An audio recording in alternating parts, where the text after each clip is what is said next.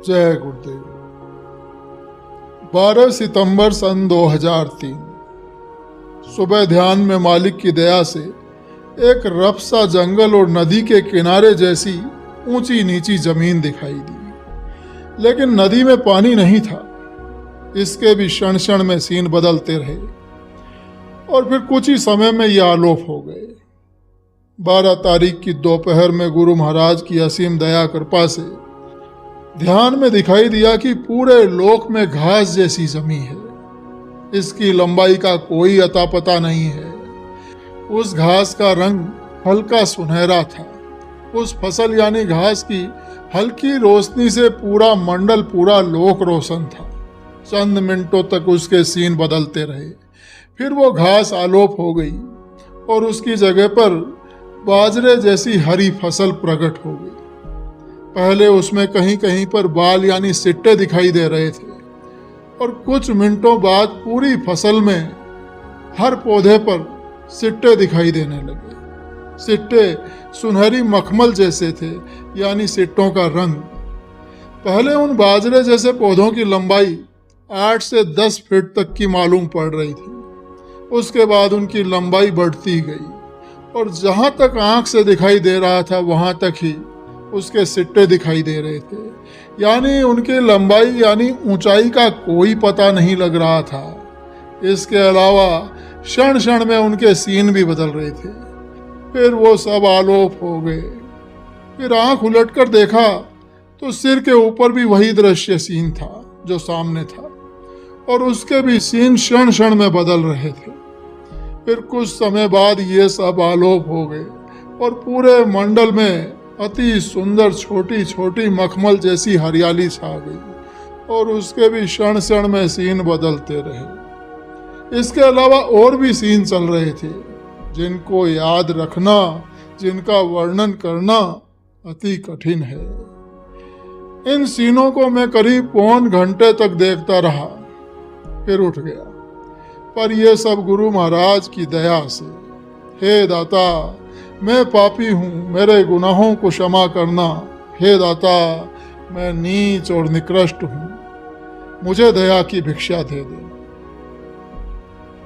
13 तारीख की सुबह ध्यान में गुरु महाराज की असीम कृपा से पूरे ब्रह्मांड में अति से अति सुंदर चमकीले सीन दिखाई देते रहे। उन सीनों की चमक से पूरा लोक रोशन था। ये सीन क्षण क्षण में बदलते रहे। करीब आधे घंटे तक मैं इनको बराबर देखता रहा। सीन ऐसे थे कि मैं उनको इशारे में भी वर्णन नहीं कर सकता हूँ। ये सब गुरु महाराज की असीम कृपा से।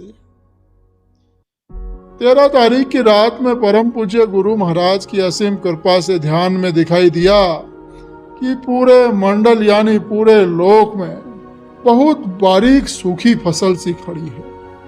उसका रंग बहुत हल्का सुनहरे रंग का था।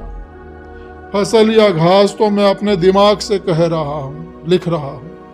असल में वो क्या था उसे तो गुरु महाराज जाने। उस फसल की रोशनी से पूरा ब्रह्मांड रोशन था।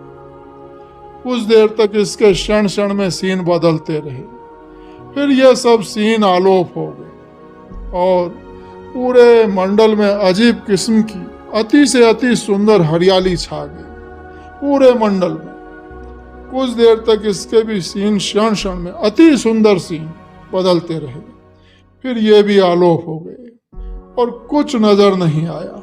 अंधेरा छा गया। फिर चंद सेकंड के लिए चौथे धाम के देवता ने दर्शन दिए। एक बड़ी तीखी सुंदर किरणों से चकाचौंध रोशनी ने समा को पूरे को चकाचौंध कर दिया। उनकी किरणें बड़ी तीखी थी। ये उनके दर्शन चंद सेकंड के लिए रहे, फिर वे आलोप हो गए और फिर अंधेरा छा गया। फिर अंधेरे में पूज्य अनामी महाप्रभु गुरु महाराज के दर्शन हुए।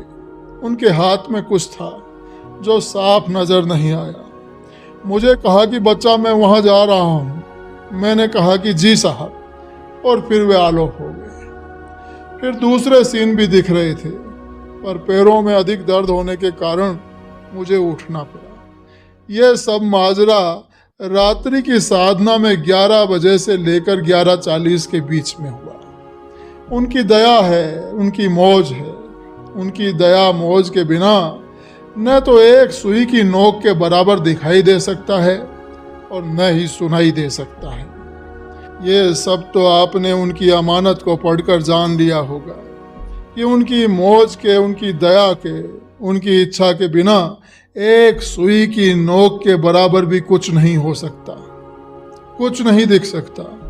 उनकी लीला अजीब है, जिसको योगी, योगेश्वर, मुनि और तपस्वी कोई भी नहीं जान सकते। फिर मैं किस खेत का बथुआ हूँ। हे प्रभु, हे दाता, मैं पापी हूँ, मेरे गुनाहों को क्षमा करना। हे दाता, मैं नीच और निकृष्ट हूँ, मुझे दया की भिक्षा दे देना। 14 तारीख की सुबह ध्यान में चंद सेकंड के लिए मेरे बाईं तरफ लेफ्ट साइड में चंद सेकंड तक बिजली चमकती रही। फिर दोपहर, शाम और रात्रि में ध्यान में कुछ भी दिखाई नहीं दिया। जगह जगह पर यह रोशनी चमक रही थी। यहाँ पर इस चित्र में इशारा करके मैंने दिखाया है। ये रंग भी चंद सेकंड के लिए दिखाई दिए। वो जो चमक थी उससे पूरा मंडल रोशन था। 15 तारीख और 16 तारीख को ध्यान में कुछ दिखाई नहीं दिया। 17 तारीख की सुबह ध्यान में गुरु महाराज की दया से दिखाई दिया कि एक झरना सा बह रहा है। झरने की चौड़ाई 20-25 फीट के करीब होगी, ऐसा मालूम दे रहा था। ऐसा मालूम दे रहा था जैसे झरने के नीचे चांदी का फर्श बना हो और उस चांदी के फर्श पर नक्काशी खुदाई करके बेल बूटे बने थे। जो पानी इतना निर्मल और सुंदर था कि बेल बूटों की खुदाई साफ साफ नजर आ रही थी। वो झरना मुझसे करीब 25-30 फीट की दूरी से आ रहा था और मुझसे 4-5 फीट की दूरी पर ही आलोप हो रहा था। कोई ऐसा गड्ढा भी, झील भी वहां नहीं थी जो उसमें गिर रहा हो। प्लेन जमीन थी। वो झरने की जमीन पर जो बेल बूटे बने थे वो अति शोभायमान हो रहे थे। इसके बाद वो झरना आलोप हो गया और तरह तरह के अति से अति सुंदर रंग बिरंगे बहुत बड़े, लंबे और चौड़े सीन चालू हो गए। उनके सीन भी क्षण क्षण में बदल रहे थे, जिनकी शोभा और सुंदरता देखते ही बनती थी, जो लिखने में नहीं आ सकती। कुछ देर तक मैं इन सीनों को बराबर देखता रहा। फिर यह आलोप हो गए। फिर पूरा लोक पता नहीं किस रंग का हो गया और उस पूरे लोक में 2-2 सूत के फासले पर मक्की के दाने के बराबर सफेद मोती टंगे थे। उनकी हल्की रोशनी से पूरा लोक रोशन था। ये कुछ देर तक रहा और फिर ये सारा नजारा आलोप हो गया। गुरु जी की महिमा अपरंपार, क्षण में करावे भव सागर पार। जय गुरु।